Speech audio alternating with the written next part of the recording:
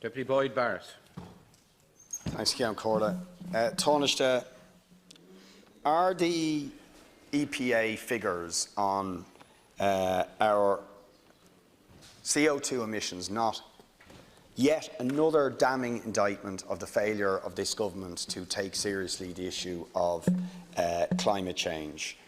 5 million tonnes over the required targets, third year in a row that we've missed these targets, and crucially from the point of view of the public, we are now facing hundreds of millions of euros of fines, money that could be spent on housing, on health, education and actual climate measures, and this government is intending to make ordinary people pay for your policy failures on climate change with a punitive and regressive carbon tax that even the SRI say is regressive, will hit the poor, hit the less well-off, and which has been in place for a number of years and has done nothing to reduce our carbon emissions. So are you not, Taoiseach, and these figures, do they not demonstrate that the government is guilty of rampant climate hypocrisy? You block Breed Smith's bill to keep fossil fuels in the ground, the central demand of the school students who were on the streets demanding climate action.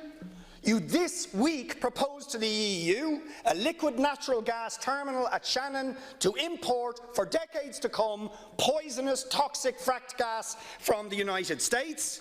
Minister Creed this week refuses to take action against the beef barons on the issue of feedlots, which are the major culprit when it comes to emissions in agriculture, or the dairy barons, while the poor small farmer, who is not guilty of climate sabotage, is thrown under the bus effectively with the Mercosur deal, a deal with Bolsonaro, who's burning down the rainforests that produce our oxygen and flooding Europe with cheap beef at the expense of small farmers. You allow bus fares to increase, which, by the way, Ceann Comhairle, will increase further with the carbon tax, when we should be actually encouraging people to get into public transport. You privatise public transport, and you consistently fail to meet afforestation targets.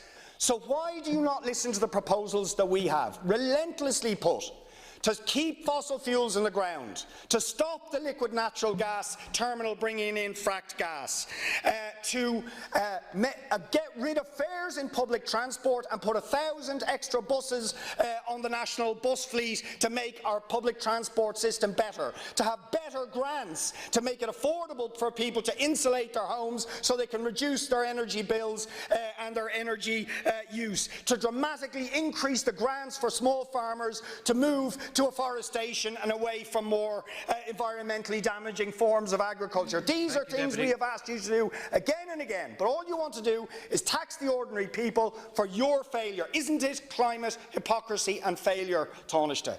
Taoiseach, please.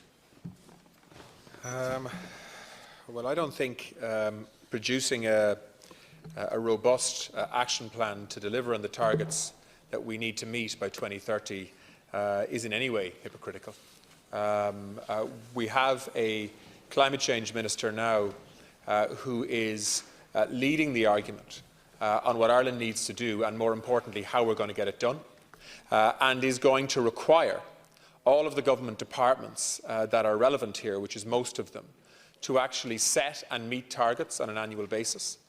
And so what we now have is a reminder from 2018 that Ireland is not on target and needs to change, and we have in 2019 a climate action plan that is responding to that to make sure that we get back on track and get ahead of the targets that we need to be meeting across multiple sectors, from public transport to the electrification of transport, to an approach towards fossil fuels that, yes, does keep fossil fuels in the ground, but also recognises that gas will be, in all likelihood, a transition fuel for the foreseeable future.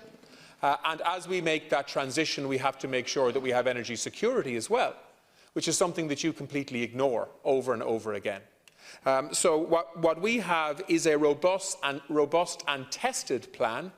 All of the independent commentary in relation to our action plan on climate change has by and large been positive, if we can deliver on it, and we're getting on and implementing it. And what I would also say is, if you want to talk about hypocrisy and climate change, anybody who opposes setting a clear signal in terms of the cost of carbon for the next 10 years is the one who is being a hypocrite on this argument. There is nobody credible that I'm aware of that is suggesting that actually indicating to people that for each year, for the next 10 years, the cost of using carbon is going to increase, and therefore we encourage people through grant aid and supports and other forms of incentives to actually move away from using carbon as a fuel is not a good thing. And instead you have tried to politicise it in the way that you do with everything, rather than taking a responsible approach and working with us to ensure that we have a just transition in the context of moving away from carbon for homes and businesses and families and so on. You are trying to weaponise it like you do with everything else, Deputy. That's hypocrisy. See, your policy is always to make the little person pay. Nonsense. Whatever it is, water charges, property charges, parking charges, carbon taxes, you name it, the small person always pays. Always pays. Please. But you never ask the polluting corporations to pay. They get away scot-free, and when they lobby you, you say, oh, we'll block Breed Smith's bill to keep fossil fuels in the ground. We'll install a terminal that will lock us into the use of toxic fracked gas for decades to come, when, by the way, the British energy regulator on energy security has told you you can get British gas up until 2035, and after that we should have reduced our use of that fossil fuel. That's the reality. Where are the grants to make it possible for somebody who actually needs their home insulated, often in damp and cold homes, but they don't have the money in order to insulate their homes? But you want to tax them because they haven't got enough money to do it.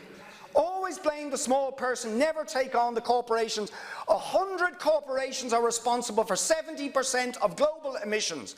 Where's the taxes on them? Where are the penalties on them to make them change their behaviour? No, the carbon tax, which has failed to reduce emissions to date, is the only thing you're talking about. On everything else, public transport, you privatise, you let the fares go up. Deputy, you're not serious about climate change, you're just using it as an excuse to attack ordinary people.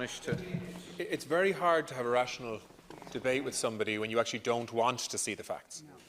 You know, if you want to look at what we're doing around warmer homes and cheaper energy bills, since 2016 we've increased funding for home upgrades threefold. That's the first thing. So in 2020, an allocation of 146 million euros, that's 29 million increase on last year, will be used to upgrade 24,000 homes and businesses. And you're saying we're doing nothing. Okay, in relation to LNG, in relation to the LNG plant, and I think it's important to put this on the record because you don't want to hear it, because it suits you to be able to misrepresent the facts. Concern has been expressed about Shannon LNG. This has been designated as a project of common interest by the European Commission for 6 years now, in 2013 and again in 2015 and 2017. Minister Bruton has said that he will not support any grant application by Shannon LNG to the Connecting Europe facility until a security and supply review has been completed and considered by the Government and by the Dáil. He's also asked the European Commission to review the implications of importing LNG, both conventionally and unconventionally extracted, into the European Union in terms of sustainability, secure and competitive European energy policy, and he's indicated that he will carry out a comprehensive energy security review, which will also consider in a scientific way how and from where fossil fuels are sourced during the transition to a carbon-neutral economy. So, Deputy, we are doing all of the things that you are suggesting that we are not doing, but we are applying science and rationale as opposed to the kind of politics that you bring to these debates. That's hypocrisy, Deputy. Decision based on no science that affects hundreds of people Minister